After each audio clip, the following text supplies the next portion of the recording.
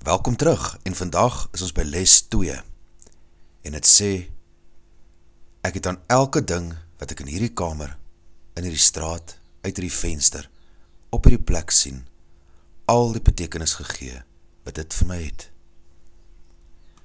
Die oefening met hierdie idee is dieselfde as met die eerste een. Begin met die dinge wat naby jou is, en pas die idee toe op enigiets waarop jou oog val. Brei dan die veld uit. Draai jou kop, sodat jy alles aan weerskante kan sien. As dit moontlik is, draai jou om en pas die idee toe op dit wat agter jou was. Bly so willekeurig en so vry as moontlik in jou keuse van onderwerpe om die idee op toe te pas. Moenie op enige iets spesifieks konsentreer nie, en moenie probeer om alles wat jy in 'n gegewe area sien in te sluit nie. Of jy sal spanning veroorsaak. Kyk bloot gemaklik en redelik vinnig rondom jou heen, en probeer vermy om volgens grootte, helderheid, kleur of materiaal wat vir jou relatief belangrik mag wees te kies. Neem die voorwerpe eenvoudig soos jy hulle sien.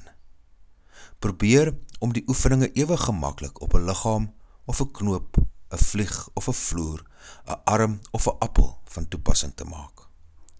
Die enigste kriterium om die idee op iets toe te pas, is bloot dat jou oog daarop geval het. Moenie probeer om iets spesifieks in te sluit nie, maar maak seker dat ook niks spesifieks uitgesluit word nie. Ek het aan elke ding wat ek in hierdie kamer sien, al die betekenis gegee wat dit vir my het. Onthou om die les te oefen. Dankie dat jy hier is. Vergewe, sien anders, leef in lig.